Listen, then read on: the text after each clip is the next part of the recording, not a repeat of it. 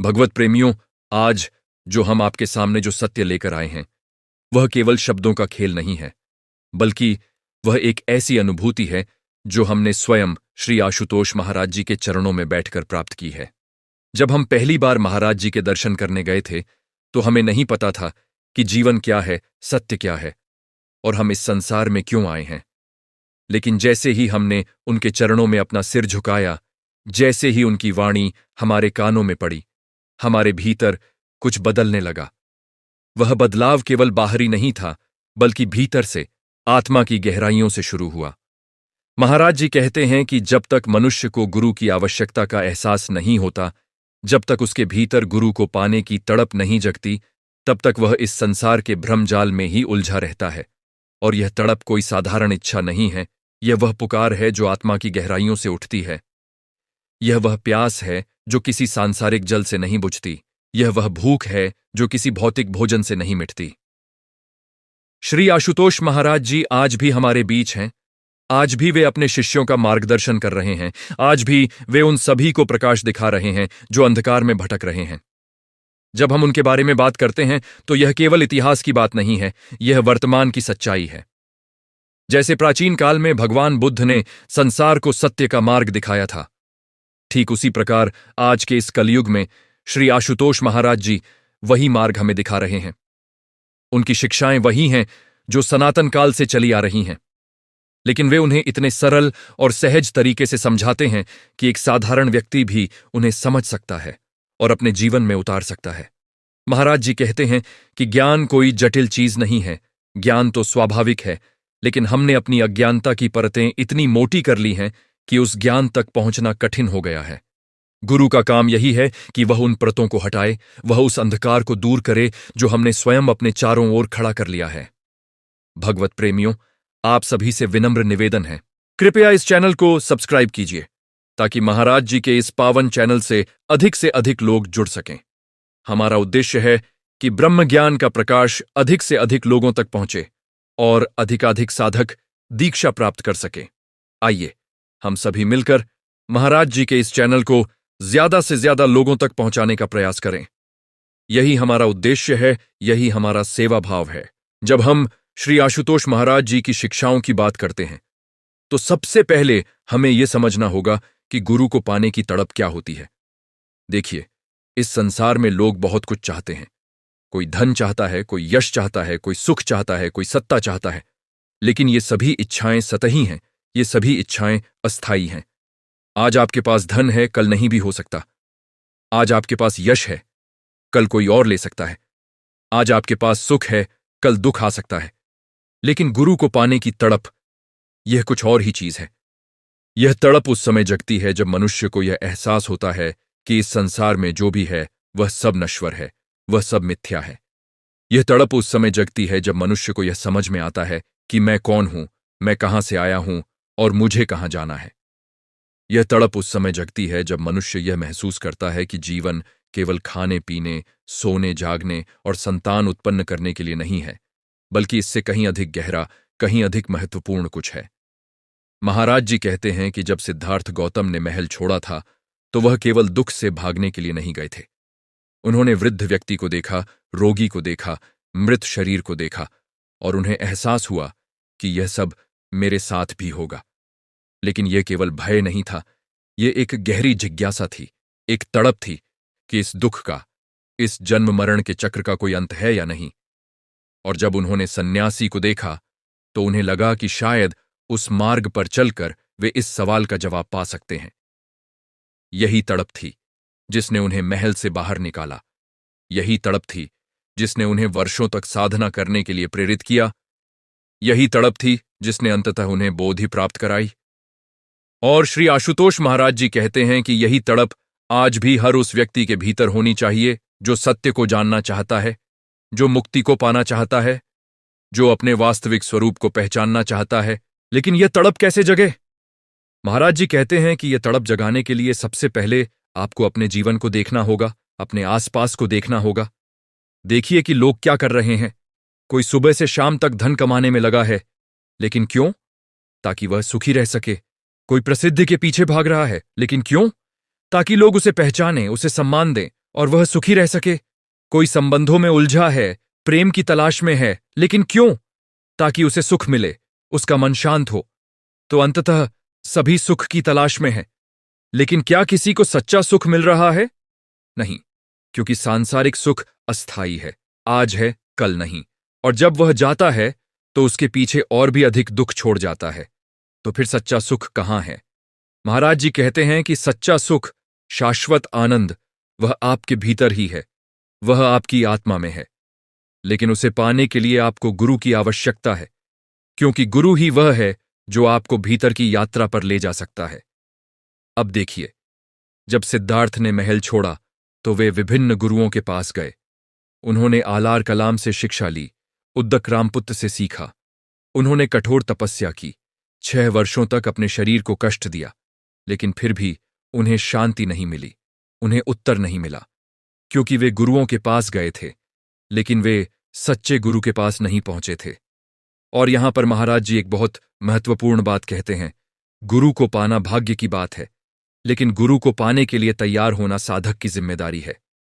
जब सिद्धार्थ बोध गया में बोधि वृक्ष के नीचे बैठे तो उन्होंने संकल्प लिया कि या तो मुझे ज्ञान प्राप्त होगा या मैं यहीं प्राण त्याग दूंगा। ये था उनकी तड़प, ये थी उनकी तीव्रता। और जब यह तीव्रता अपने चरम पर पहुंची तो उन्हें बोधि प्राप्त हुई। उन्हें समझ में आया कि दुख का कारण क्या है, दुख से मुक्ति का मार्ग क्या है। वे बुद्ध बन गए, जागृत प्रबुद्ध ज्ञानी। श्री आशुतोष महाराज जी कहते हैं कि आज भी वही मार्ग है। आज भी अगर किसी को सत्य जानना है तो उसे उसी तीव्रता से, उसी तड़प से गुरु की खोज करनी होगी। लेकिन आज के युग में लोग क्या कर रहे हैं? वे गुरु को भी एक फैशन की तरह रखना चाहते हैं। आज एक गुरु के पास गए, कल दूसरे के पास चले गए। आज एक विचारधारा को अपनाया, कल दूसरी को अपना लिया। ये गुरु की खोज नहीं है, ये तो बाजार में घूमना है। महाराज जी कहते हैं कि जब आप सच्चे हृदय से, पूर्ण समर्पण के साथ गुरु की खोज करते हैं तो गुरु स्वयं आपको मिल जाते हैं। क्योंकि गुरु की कृपा सदैव बरसती रहती है, लेकिन उसे ग्रहण करने के लिए आपके भीतर पात्रता होनी चाहिए। और वह पात्रता तब आती है जब आप अपने अहंकार को छोड़ते हैं, जब आप अपनी जिद को छोड़ते हैं, जब आप अपने पूर्वाग्रहों को छोड़ते हैं और पूरी तरह से खाली होकर, शून्य होकर गुरु के चरणों में बैठते हैं। भगवत प्रेमियों, कृपया इस चैनल को सब्सक्राइब कीजिए ताकि महाराज जी के इस पावन चैनल से अधिक लोग जुड़ सकें। हमारा उद्देश्य है कि ब्रह्मज्ञान का प्रकाश अधिक से अधिक लोगों तक पहुंचे और अधिकाधिक साधक दीक्षा प्राप्त कर सकें। आइए हम सभी मिलकर महाराज जी के इस चैनल को ज्यादा से ज्यादा लोगों तक पहुंचाने का प्रयास करें। यही हमारा उद्देश्य है, यही हमारा सेवा भाव है। अब बात करते हैं कि जब गुरु मिल जाते हैं तो क्या होता है। देखिए, जब सिद्धार्थ को बोधि प्राप्त हुई तो वे बुद्ध बन गए, लेकिन उन्होंने अपना ज्ञान अपने तक सीमित नहीं रखा। वे सारनाथ गए और उन्होंने अपने 5 साथियों को, जो पहले उनके साथ तपस्या करते थे लेकिन बाद में उन्हें छोड़कर चले गए थे, उन्हें अपना पहला उपदेश दिया। यह था धर्मचक्र प्रवर्तन। जब पहली बार बुद्ध ने अपने ज्ञान को शब्दों में व्यक्त किया, जब पहली बार उन्होंने दूसरों को मार्ग दिखाया। और उन्होंने क्या कहा? उन्होंने 4 आर्य सत्य बताए। पहला सत्य, जीवन में दुख है। यह एक सरल सत्य है, लेकिन कितने लोग इसे वास्तव में स्वीकार करते हैं? हम सब दुख भोग रहे हैं, लेकिन हम इसे स्वीकार नहीं करना चाहते। हम सोचते हैं कि यह अस्थायी है, यह बदल जाएगा, कल सब ठीक हो जाएगा। लेकिन बुद्ध कहते हैं कि नहीं, पहले यह स्वीकार करो कि दुख है, क्योंकि जब तक आप समस्या को स्वीकार नहीं करेंगे तब तक आप समाधान की तलाश नहीं करेंगे। दूसरा आर्य सत्य दुख का कारण है, और वह कारण है तृष्णा, इच्छा, आसक्ति। हम चीजों को पाना चाहते हैं और जब नहीं मिलती तो दुखी होते हैं। हमें चीजें मिलती हैं, लेकिन फिर हम उन्हें खोने के भय से दुखी होते हैं। हम लोगों से प्रेम करते हैं, लेकिन फिर उनसे अपेक्षाएं करते हैं, और जब वे पूरी नहीं होती तो दुखी होते हैं।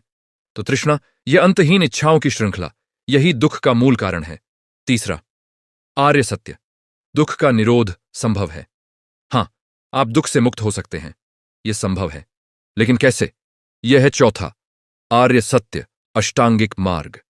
सम्यक दृष्टि, सम्यक संकल्प, सम्यक वाणी, सम्यक कर्मांत, सम्यक आजीविका, सम्यक व्यायाम, सम्यक स्मृति, सम्यक समाधि। यह 8 मार्ग हैं जो आपको दुख से मुक्ति की ओर ले जाते हैं। श्री आशुतोष महाराज जी कहते हैं कि ये शिक्षाएं आज भी उतनी ही प्रासंगिक हैं जितनी 2500 साल पहले थीं, क्योंकि मनुष्य का मूल स्वभाव नहीं बदला है। आज भी हम दुख भोग रहे हैं, आज भी हम इच्छाओं में उलझे हैं, आज भी हम शांति की तलाश में भटक रहे हैं। और महाराज जी अपने शिष्यों को यही सिखाते हैं, पहले अपने दुख को पहचानो, फिर उसके कारण को समझो, फिर यह विश्वास करो कि मुक्ति संभव है और फिर सही मार्ग पर चलो। लेकिन यह सब अकेले नहीं किया जा सकता, इसके लिए गुरु की आवश्यकता है। गुरु वह है जो आपको मार्ग दिखाता है, जो आपके हर कदम पर आपका मार्गदर्शन करता है, जो जब आप गिरते हैं तो आपको उठाता है, जो जब आप भटकते हैं तो आपको सही रास्ते पर लाता है। महाराज जी अक्सर एक प्रसंग सुनाते हैं। जब बुद्ध के पास एक व्यक्ति आया और उसने पूछा कि मैं दुखी हूं, मुझे शांति नहीं मिल रही, मुझे क्या करना चाहिए? बुद्ध ने उससे पूछा कि तुम क्या करते हो? उसने कहा कि मैं एक व्यापारी हूं, मेरे पास बहुत धन है, अच्छा परिवार है, लेकिन फिर भी मैं दुखी हूं। बुद्ध ने कहा कि तुम्हारा दुख तुम्हारे पास जो है उसमें नहीं, बल्कि तुम्हारे भीतर जो नहीं है उसमें है। तुम्हारे पास धन है लेकिन संतोष नहीं, परिवार है लेकिन प्रेम नहीं, घर है लेकिन शांति नहीं। और ये चीजें बाहर से नहीं आती, ये भीतर से आती हैं। तो पहले अपने भीतर देखो, अपने मन को देखो, अपने विचारों को देखो। और जब तुम अपने भीतर देखोगे तो तुम्हें दिखेगा कि तुम्हारा मन कितना चंचल है, कितनी इच्छाओं से भरा है, कितने भय से ग्रस्त है। और जब तुम इसे देखोगे बिना किसी निर्णय के, बिना किसी प्रतिक्रिया के, केवल साक्षी बनकर, तो धीरे धीरे यह शांत होने लगेगा। और जब मन शांत होगा तो तुम्हें अपने भीतर का वह आनंद मिलेगा जिसकी तुम बाहर तलाश कर रहे थे। श्री आशुतोष महाराज जी कहते हैं कि यह साक्षी भाव, यह देखने की कला, यह ध्यान की अवस्था, यह सब गुरु के बिना नहीं सीखी जा सकती, क्योंकि मन बहुत चालाक है। वह आपको धोखा देगा, वह आपको भटकाएगा। आप सोचेंगे कि आप ध्यान कर रहे हैं, लेकिन वास्तव में आप केवल सोच रहे होंगे। आप सोचेंगे कि आप साक्षी बन रहे हैं, लेकिन वास्तव में आप अपने विचारों में ही उलझे होंगे। गुरु वह है जो इन सूक्ष्म भेदों को आपको समझाता है, जो आपको दिखाता है कि असली ध्यान क्या है, असली साक्षी भाव क्या है। और जब आप गुरु के मार्गदर्शन में, गुरु की कृपा से इस अवस्था को प्राप्त करते हैं तो आपका जीवन बदल जाता है। आप वही व्यक्ति रहते हैं, वही शरीर, वही परिस्थितियां, लेकिन आपका दृष्टिकोण बदल जाता है।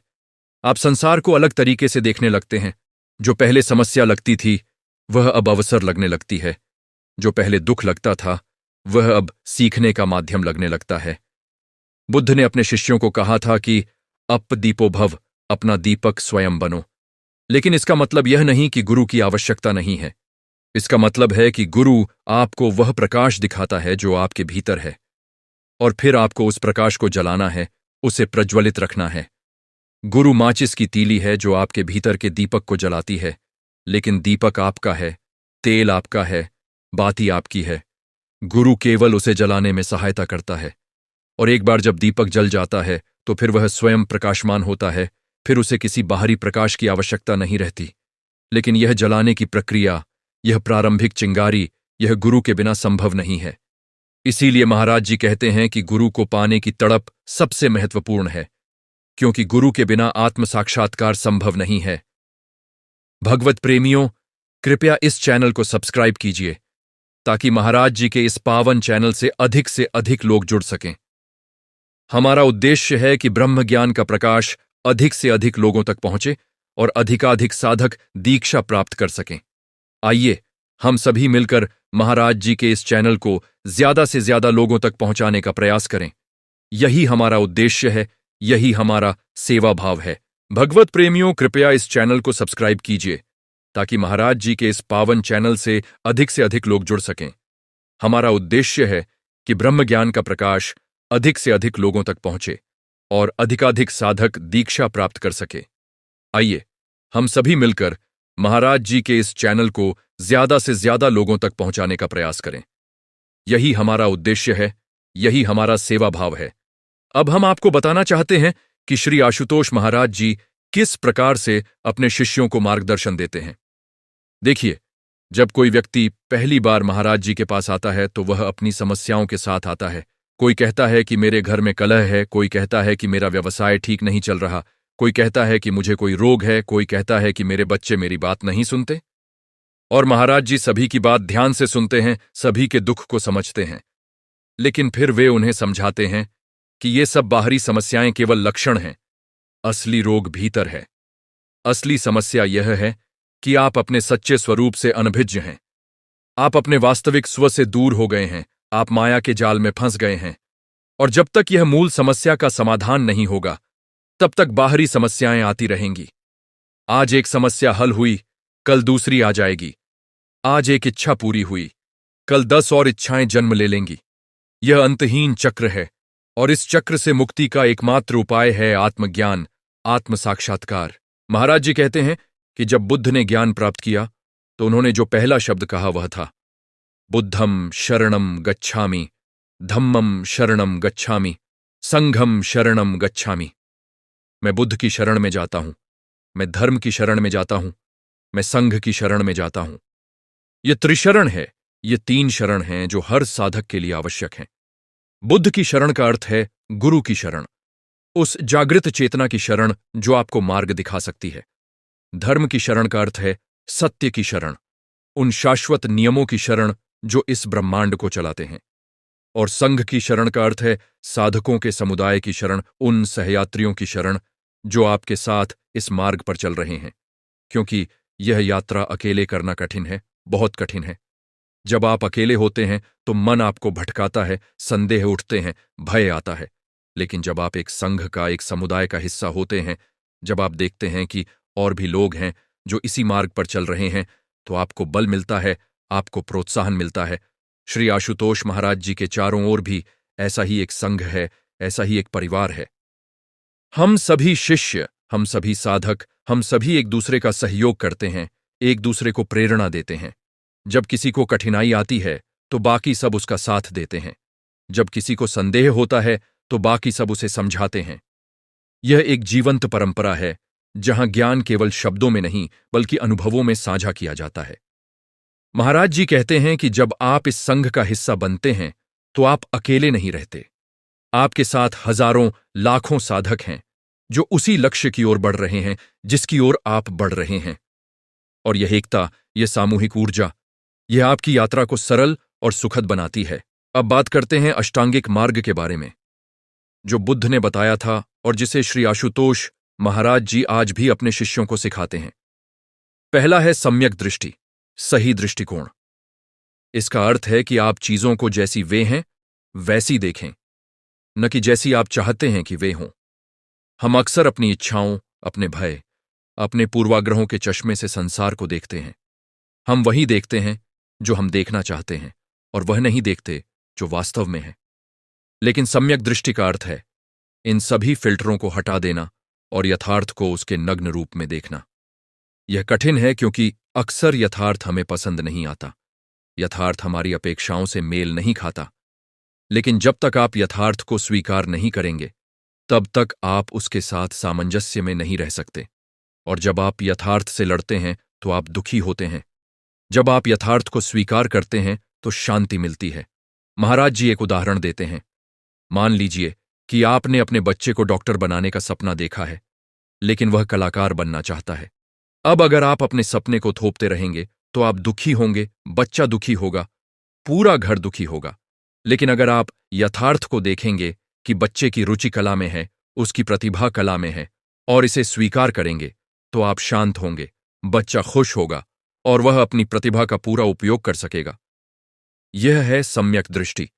अपनी इच्छाओं को यथार्थ पर थोपना नहीं, बल्कि यथार्थ को वैसे ही देखना जैसा वह है। दूसरा है सम्यक संकल्प, सही इरादा। इसका अर्थ है कि आपकी मंशा शुद्ध हो, आपका उद्देश्य स्पष्ट हो। आप आध्यात्मिक मार्ग पर क्यों चल रहे हैं? क्या केवल अपने दुखों से छुटकारा पाने के लिए? क्या केवल कुछ सिद्धियां प्राप्त करने के लिए? क्या केवल लोगों को प्रभावित करने के लिए? अगर आपके संकल्प में ये स्वार्थी उद्देश्य है तो आप दूर तक नहीं जा पाएंगे। सम्यक संकल्प का अर्थ है कि आप सत्य को जानने के लिए, मुक्ति को पाने के लिए और फिर उस ज्ञान को दूसरों के साथ साझा करने के लिए इस मार्ग पर चल रहे हैं। जब आपका संकल्प शुद्ध होता है तो बाधाएं अपने आप दूर हो जाती हैं, मार्ग स्पष्ट हो जाता है। तीसरा है सम्यक वाणी, सही बोलना। बुद्ध कहते हैं कि आप जो बोलते हैं वह 3 कसौटियों पर खरा उतरना चाहिए। पहला, क्या यह सत्य है? दूसरा, क्या यह आवश्यक है? तीसरा, क्या यह कल्याणकारी है? अगर आपकी वाणी इन तीनों कसौटियों पर खरी उतरती है तभी बोलें, अन्यथा मौन रहें। महाराज जी कहते हैं कि हम कितनी बेकार की बातें करते हैं, कितना व्यर्थ का समय बोलने में बिताते हैं। गप्पे मारना, गॉसिप करना, दूसरों की बुराई करना, व्यर्थ की बहस करना, यह सब हमारी ऊर्जा को नष्ट करता है। और जब आप व्यर्थ बोलते हैं तो आपके शब्दों में शक्ति नहीं रहती।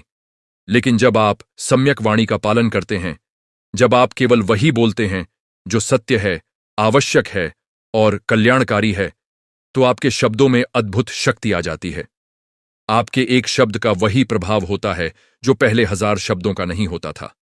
चौथा है सम्यक कर्मांत, सही कर्म। इसका अर्थ है कि आप अहिंसा का पालन करें, चोरी न करें, व्यभिचार न करें। सरल लगता है, लेकिन गहराई से देखें तो बहुत जटिल है। अहिंसा का अर्थ केवल किसी को मारना नहीं है। अहिंसा का अर्थ है विचारों में भी हिंसा न हो। जब आप किसी के लिए बुरा सोचते हैं तो यह भी हिंसा है। जब आप किसी से द्वेष रखते हैं तो यह भी हिंसा है।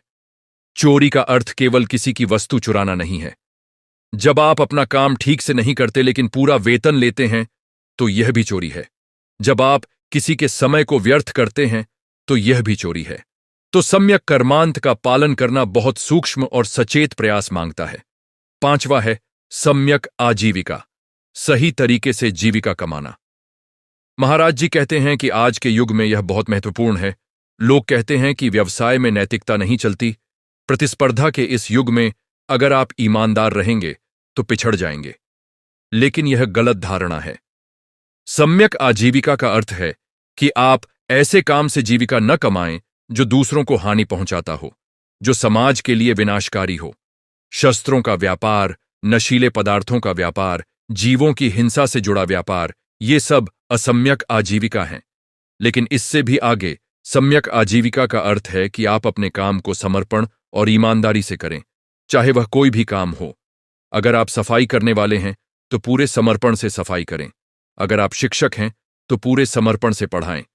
जब आप अपने काम को पूजा की तरह करते हैं तो वह सम्यक आजीविका बन जाती है। छठा है सम्यक व्यायाम, सही प्रयास। इसका अर्थ है कि आप लगातार प्रयासरत रहें, लेकिन संतुलित तरीके से। बुद्ध ने स्वयं अनुभव किया था कि अति किसी भी चीज की बुरी है। उन्होंने 6 वर्षों तक कठोर तपस्या की, अपने शरीर को भूखा रखा, कष्ट दिया, लेकिन उन्हें ज्ञान नहीं मिला। फिर उन्होंने महसूस किया कि यह अति है। तब उन्होंने मध्यम मार्ग अपनाया, न अधिक भोग, न अधिक त्याग, और तब उन्हें ज्ञान मिला। महाराज जी कहते हैं कि यह बहुत महत्वपूर्ण शिक्षा है। हम या तो अति भोग में पड़े रहते हैं, या जब आध्यात्मिक मार्ग पर चलते हैं तो अति त्याग में चले जाते हैं। लेकिन दोनों ही गलत हैं। सम्यक व्यायाम का अर्थ है संतुलन। आप प्रयास करें, लेकिन अपने शरीर और मन की सीमाओं को समझते हुए।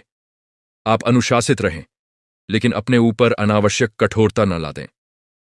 जैसे वीणा के तार न बहुत ढीले कि संगीत न बजे, न बहुत कसे कि टूट जाएं। ठीक वैसे ही आपका प्रयास भी होना चाहिए। 7वां है सम्यक स्मृति, सही स्मरण या जागरूकता। यह बहुत महत्वपूर्ण है और महाराज जी इस पर बहुत जोर देते हैं। सम्यक स्मृति का अर्थ है कि आप हर क्षण जागरूक रहें, सचेत रहें। आप जो भी कर रहे हैं उसके प्रति पूरी तरह जागरूक रहें। खा रहे हैं तो खाने के प्रति जागरूक रहें, भोजन का स्वाद, गंध, बनावट। चल रहे हैं तो चलने के प्रति जागरूक रहें, कदमों की गति, जमीन का स्पर्श। बोल रहे हैं तो बोलने के प्रति जागरूक रहें, शब्दों का चयन, स्वर का उतार चढ़ाव। और सबसे महत्वपूर्ण, अपने विचारों के प्रति जागरूक रहें। देखें कि आपके मन में कौन से विचार आ रहे हैं, लेकिन उनमें उलझे नहीं, केवल साक्षी बने। जैसे आप नदी के किनारे बैठकर पानी के बहाव को देखते हैं, वैसे ही अपने विचारों के प्रवाह को देखें। न उन्हें रोकें, न उन्हें बढ़ावा दें, केवल देखें। और जब आप लगातार इस जागरूकता में रहते हैं तो धीरे धीरे आपका मन शांत होने लगता है, आपके भीतर एक स्थिरता आने लगती है। 8वां और अंतिम है सम्यक समाधि, सही ध्यान। यह अष्टांगिक मार्ग का चरम बिंदु है। जब आप पहले 7 अंगों का अभ्यास करते हैं तो आप सम्यक समाधि के लिए तैयार हो जाते हैं। समाधि वह अवस्था है जहां मन पूरी तरह शांत हो जाता है, जहां विचार ठहर जाते हैं, जहां आप अपने सच्चे स्वरूप को देखते हैं। यह वह अवस्था है जहां दृष्टा, दृश्य और दर्शन सब एक हो जाते हैं, जहां द्वैत मिट जाता है और अद्वैत की अनुभूति होती है। महाराज जी कहते हैं कि समाधि को शब्दों में व्यक्त नहीं किया जा सकता, इसे केवल अनुभव किया जा सकता है। और यह अनुभव तब होता है जब आप गुरु के मार्गदर्शन में पूर्ण समर्पण के साथ अष्टांगिक मार्ग पर चलते हैं। भगवत प्रेमियों, कृपया इस चैनल को सब्सक्राइब कीजिए ताकि महाराज जी के इस पावन चैनल से अधिक लोग जुड़ सकें। हमारा उद्देश्य है कि ब्रह्म ज्ञान का प्रकाश अधिक से अधिक लोगों तक पहुंचे और अधिकाधिक साधक दीक्षा प्राप्त कर सकें। आइए हम सभी मिलकर महाराज जी के इस चैनल को ज्यादा से ज्यादा लोगों तक पहुंचाने का प्रयास करें। यही हमारा उद्देश्य है, यही हमारा सेवा भाव है। अब हम आपको बताना चाहते हैं कि श्री आशुतोष महाराज जी अपने शिष्यों को कैसे सिखाते हैं कि गुरु को पाने की तड़प कैसे जगाई जाए। देखिए, यह तड़प अचानक नहीं जगती, यह एक प्रक्रिया है, एक विकास है। पहले आपको अपने जीवन को ध्यान से देखना होगा। आप क्या कर रहे हैं? आप किस लिए जी रहे हैं? आपका उद्देश्य क्या है? जब आप इन प्रश्नों पर गंभीरता से विचार करते हैं तो आपको एहसास होता है कि आप तो केवल एक यांत्रिक जीवन जी रहे हैं। सुबह उठे, नहाए, खाया, दफ्तर गए, काम किया, घर आए, टीवी देखा, सो गए और अगले दिन फिर वही। ये कोई जीवन हुआ? ये तो केवल समय बिताना हुआ। असली जीवन तो वह है जब आप जागरूक होकर जीते हैं, जब आपके हर कर्म में एक अर्थ होता है, एक उद्देश्य होता है। और यह जागरूकता, यह अर्थपूर्ण जीवन, यह तब आता है जब आप आध्यात्मिक मार्ग पर चलते हैं। महाराज जी कहते हैं कि जब आपको यह एहसास हो जाता है कि आपका जीवन व्यर्थ जा रहा है, जब आपको लगता है कि मैं तो बस घूम रहा हूं, आगे नहीं बढ़ रहा, तब आपके भीतर एक बेचैनी पैदा होती है। यह बेचैनी अच्छी है, यह शुभ है, क्योंकि यह बेचैनी ही आपको खोज की ओर ले जाती है। फिर दूसरा चरण है सत्संग। जब आप आध्यात्मिक लोगों की संगति में बैठते हैं, जब आप ऐसे लोगों से मिलते हैं जो इस मार्ग पर चल रहे हैं, तो आपके भीतर प्रेरणा जगती है। आप देखते हैं कि ये लोग कितने शांत हैं, कितने प्रसन्न हैं, जबकि इनके पास शायद आपसे कम हो। और आप सोचते हैं कि इनके पास ऐसा क्या है जो मेरे पास नहीं है। और जब आप इनसे बात करते हैं तो आपको पता चलता है कि इन्होंने गुरु की शरण ली है, इन्होंने आध्यात्मिक साधना शुरू की है। और तब आपके मन में यह विचार आता है कि शायद मुझे भी यह करना चाहिए। महाराज जी कहते हैं कि सत्संग बहुत शक्तिशाली है। जब आप अच्छे लोगों की संगति में रहते हैं तो उनका प्रभाव आप पर पड़ता है। जैसे सुगंधित फूलों के पास बैठने से आपके वस्त्रों में भी सुगंध आ जाती है, वैसे ही आध्यात्मिक लोगों की संगति में बैठने से आपके भीतर भी आध्यात्मिकता का संचार होने लगता है। तीसरा चरण है स्वाध्याय, पढ़ना, सुनना, सीखना। जब आप आध्यात्मिक ग्रंथों को पढ़ते हैं, जब आप महापुरुषों के जीवन के बारे में जानते हैं, तो आपका ज्ञान बढ़ता है। लेकिन यहां पर महाराज जी एक महत्वपूर्ण बात कहते हैं, केवल पढ़ना काफी नहीं है। बहुत से लोग हजारों किताबें पढ़ लेते हैं, सभी धर्म ग्रंथों को कंठस्थ कर लेते हैं, लेकिन उनके जीवन में कोई परिवर्तन नहीं आता, क्योंकि वे ज्ञान को केवल सूचना के रूप में इकट्ठा कर रहे हैं, न कि अनुभव के रूप में। असली ज्ञान वह है जो आपके जीवन को बदल दे, जो आपके व्यवहार में दिखे, जो आपके चरित्र में प्रकट हो। तो स्वाध्याय का अर्थ है कि आप जो पढ़ें उस पर मनन करें, उसे समझें और फिर उसे अपने जीवन में उतारने का प्रयास करें। जब आप पढ़ते हैं कि बुद्ध ने अहिंसा की बात की, तो केवल यह जान लेना काफी नहीं है। आपको अपने जीवन में देखना होगा कि क्या आप अहिंसा का पालन कर रहे हैं, क्या आपके विचारों में हिंसा है, क्या आपके शब्दों में हिंसा है। और जब आपको लगे कि हां, मैं तो हिंसक हूं, तो आपको प्रयास करना होगा कि धीरे धीरे इस हिंसा को कम करें। यही है स्वाध्याय का सही अर्थ। चौथा चरण है आत्मनिरीक्षण। महाराज जी कहते हैं कि हर रात सोने से पहले थोड़ा समय निकालें और अपने पूरे दिन की समीक्षा करें। देखें कि आपने क्या क्या किया, कैसे व्यवहार किया, क्या सोचा, क्या बोला, और ईमानदारी से देखें कि कहां आपने गलती की, कहां आप अपने आदर्शों से भटक गए। लेकिन यह समीक्षा निंदा के भाव से नहीं, बल्कि समझ के भाव से करें। अपने आप को कोसें नहीं, बल्कि यह देखें कि यह गलती क्यों हुई, इसके पीछे क्या कारण था, और फिर संकल्प लें कि कल मैं बेहतर करूंगा। जब आप नियमित रूप से यह आत्मनिरीक्षण करते हैं तो आपके भीतर एक जागरूकता विकसित होने लगती है। आप अपनी कमजोरियों को पहचानने लगते हैं, अपनी आदतों को समझने लगते हैं। और जब आप अपनी समस्याओं को स्पष्टता से देखते हैं तो आप यह भी महसूस करने लगते हैं कि अकेले मैं इन समस्याओं का समाधान नहीं कर सकता। मुझे किसी मार्गदर्शक की आवश्यकता है, मुझे गुरु की आवश्यकता है। और यही है गुरु को पाने की तड़प का जन्म। भगवत प्रेमियों, कृपया इस चैनल को सब्सक्राइब कीजिए ताकि महाराज जी के इस पावन चैनल से अधिक लोग जुड़ सकें। हमारा उद्देश्य है कि ब्रह्मज्ञान का प्रकाश अधिक से अधिक लोगों तक पहुंचे और अधिकाधिक साधक दीक्षा प्राप्त कर सकें। आइए हम सभी मिलकर महाराज जी के इस चैनल को ज्यादा से ज्यादा लोगों तक पहुंचाने का प्रयास करें। यही हमारा उद्देश्य है, यही हमारा सेवा भाव है। 5वां चरण है प्रार्थना।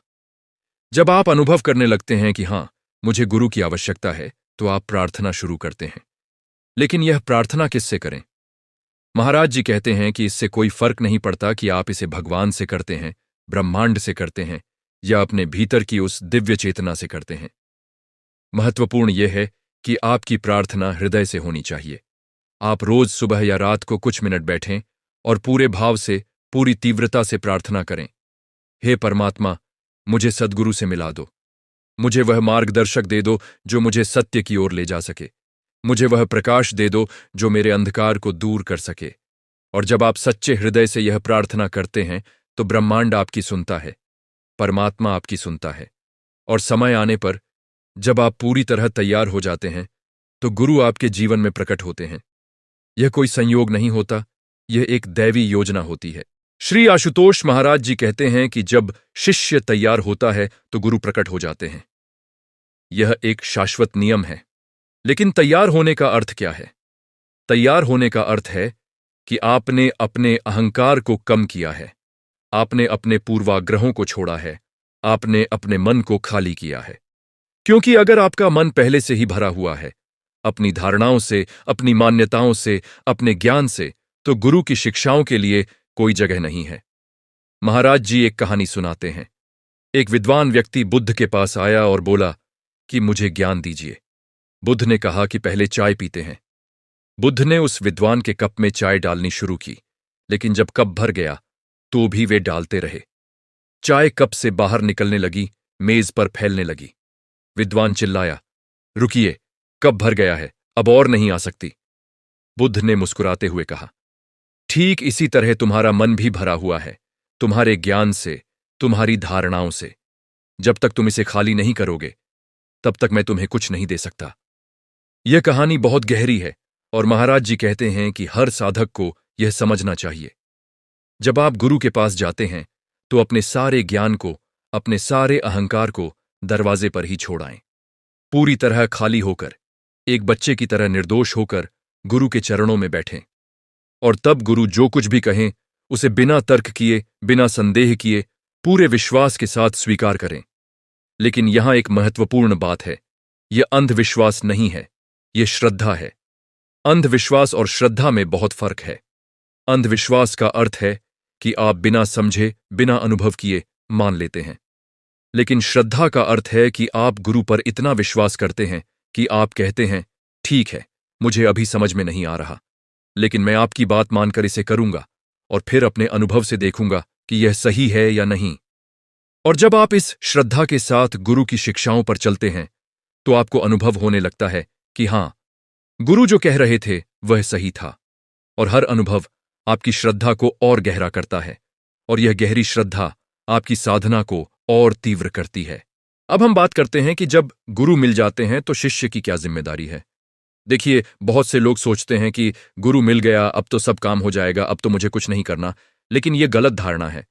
गुरु आपको मार्ग दिखाते हैं लेकिन चलना आपको ही पड़ता है। गुरु आपको औजार देते हैं लेकिन उनका उपयोग आपको ही करना पड़ता है। महाराज जी कहते हैं कि गुरु शिष्य का संबंध एक सहयोगी संबंध है। गुरु अपनी तरफ से पूरा प्रयास करते हैं लेकिन शिष्य को भी अपनी तरफ से पूरा प्रयास करना पड़ता है। बुद्ध ने भी कहा था, अप दीपो भव, तुम्हें स्वयं अपना दीपक बनना होगा। मैं केवल मार्ग दिखा सकता हूं, चलना तुम्हें ही पड़ेगा। और यह बहुत महत्वपूर्ण बात है। गुरु आपको आत्मनिर्भर बनाते हैं, न कि आप पर निर्भर। एक सच्चा गुरु वह है जो अंततः आपको अपनी आवश्यकता से भी मुक्त कर देता है, जो आपको इतना सशक्त बना देता है कि आप स्वयं अपने मार्गदर्शक बन जाएं। श्री आशुतोष महाराज जी अपने शिष्यों को 3 मुख्य बातें सिखाते हैं जो हर शिष्य को अपनाना चाहिए। पहली है समर्पण। समर्पण का अर्थ है कि आप अपने अहंकार को गुरु के चरणों में रख दें। आप यह न सोचें कि मैं जानता हूं, मैं समझता हूं, मुझे पता है, बल्कि आप यह कहें कि मैं कुछ नहीं जानता, आप ही मेरे मार्गदर्शक हैं, आप जो कहेंगे मैं वही करूंगा। यह समर्पण कठिन है क्योंकि हमारा अहंकार बहुत मजबूत होता है, वह हमें समर्पण नहीं करने देता। लेकिन जब आप समर्पण करते हैं तो एक अद्भुत अनुभव होता है।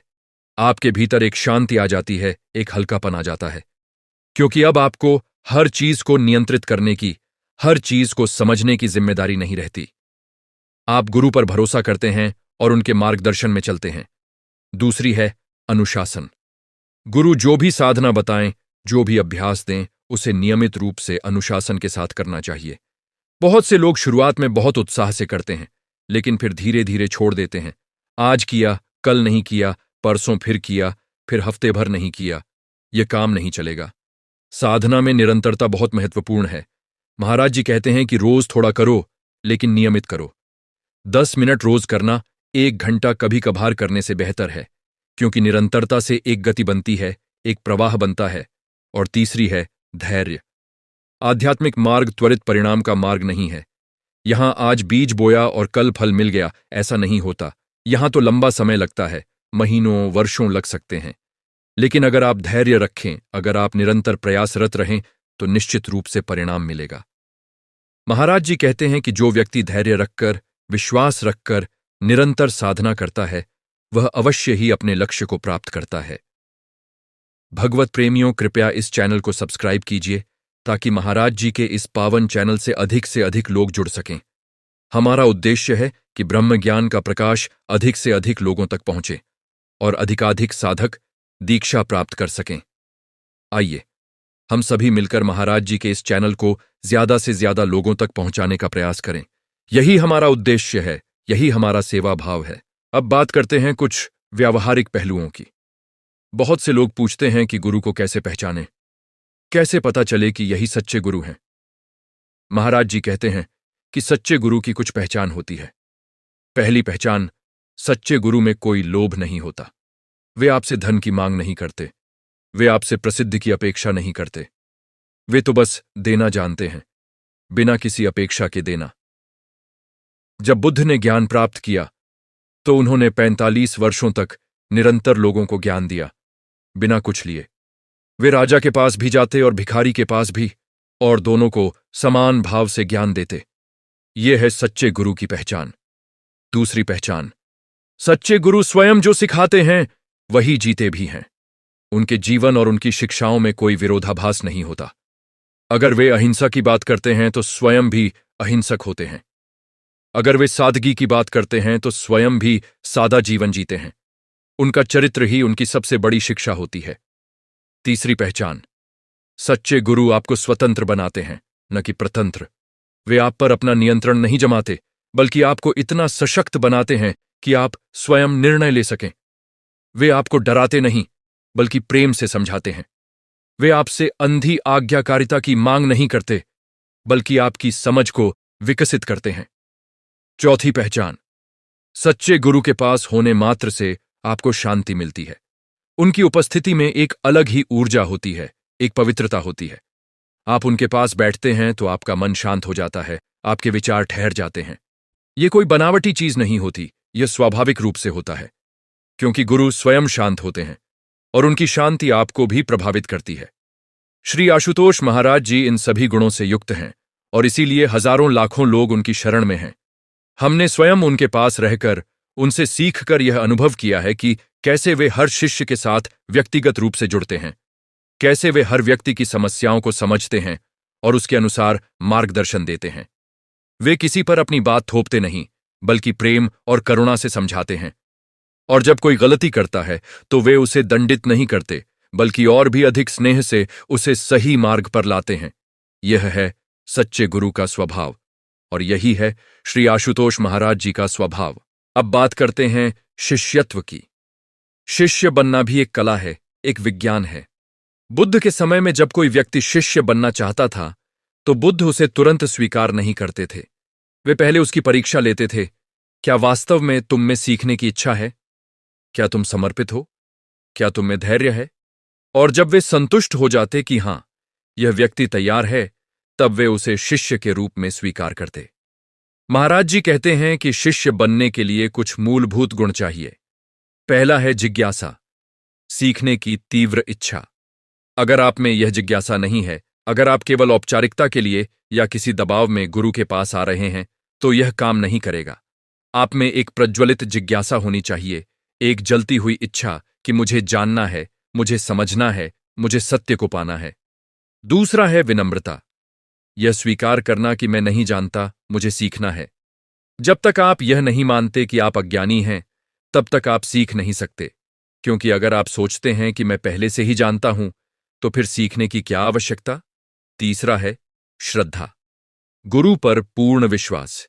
यह विश्वास कि गुरु जो कह रहे हैं वह मेरे हित के लिए है, मेरे उत्थान के लिए है। चौथा है समर्पण, गुरु की शिक्षाओं को पूरी तरह अपनाने की तत्परता। और पांचवां है अभ्यास, जो सिखाया गया है उसे जीवन में उतारना। महाराज जी कहते हैं कि आजकल लोग शिष्य तो बनना चाहते हैं, लेकिन शिष्यत्व नहीं निभाना चाहते। वे गुरु के पास आते हैं, दीक्षा लेते हैं, लेकिन फिर अपने जीवन में कोई परिवर्तन नहीं करते। वे सोचते हैं कि बस गुरु मिल गया, अब तो सब अपने आप हो जाएगा। लेकिन यह नहीं होता। गुरु दीक्षा देते हैं, लेकिन उसे जीवंत बनाना, उसे अपने जीवन में प्रकट करना, यह शिष्य की जिम्मेदारी है। बुद्ध के हजारों शिष्य थे, लेकिन सभी ने समान प्रगति नहीं की। कुछ शिष्यों ने बहुत ऊंचाई प्राप्त की, जबकि कुछ वहीं रह गए जहां थे। क्यों? क्योंकि कुछ ने पूरी लगन से, पूरे समर्पण से साधना की, जबकि कुछ ने केवल दिखावे के लिए की।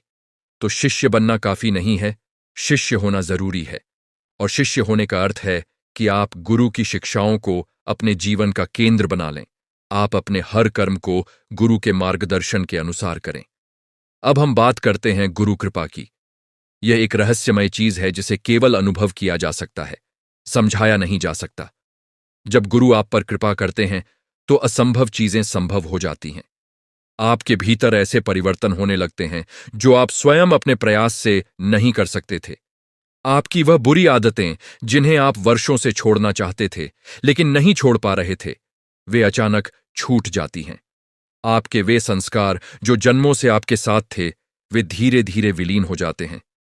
आपकी वह भीतरी बेचैनी जो सदा रहती थी, वह शांत हो जाती है। यह सब गुरु कृपा से होता है। लेकिन महाराज जी कहते हैं कि गुरु कृपा पाने के लिए भी कुछ करना पड़ता है। गुरु की कृपा तो सदा बरस रही है, लेकिन उसे ग्रहण करने के लिए आपको अपना पात्र तैयार करना पड़ता है। और पात्र तैयार होता है समर्पण से, श्रद्धा से, सेवा से। जब आप पूरे भाव से गुरु की सेवा करते हैं, जब आप गुरु के कार्य में सहयोग करते हैं, जब आप गुरु के संदेश को दूसरों तक पहुंचाने में मदद करते हैं, तो आपका पात्र तैयार होता है। और फिर गुरु की कृपा आप पर बरसने लगती है।